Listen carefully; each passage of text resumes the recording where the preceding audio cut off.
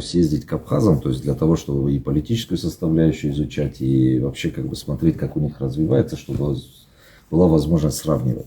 Значит, если, ну, восток растаджиман уж водот наводись, мана буквально несколько месяцев назад, что я заметил.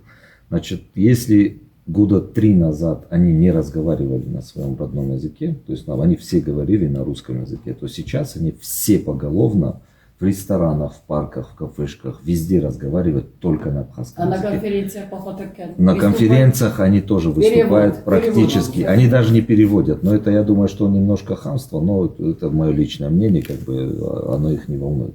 В принципе, Сахиша Хорзастафала. И основной момент, что я мидаги, мы с розумом форстов азынды кашай, кут касафалдак, кут феста, ума знонай назытту, ми абону жилдер бозытту. Масты бокотту за телевизор. Абхазское Муз-ТВ, абхазские новости, абхазские мультики, абхазские фильмы.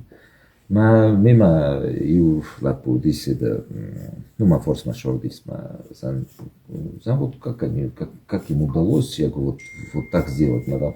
Они, говорят, очень плотно работают с искусственным интеллектом, они, говорят, обучили искусственный интеллект абхазскому языку, и сейчас, говорят, просто достаточно профессиональную версию, допустим, чата GPT Pro взять, заливаешь туда фильм, и он тебе с интонациями, разными голосами переводит текст.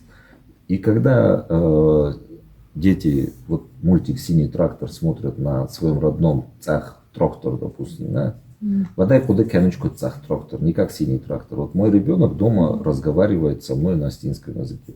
Но, смотря мультики, он часто ирона он джура мамин высоков жоп кана. Фарауши мультик там, мауши там дуни фаифто роздар шу технология тавидис у донинер новостин даже школа дар фаифто школа свалон цустариса чем интернета чем едай. То есть если мы будем вот не догонять вот эту составляющую, мы просто проиграем.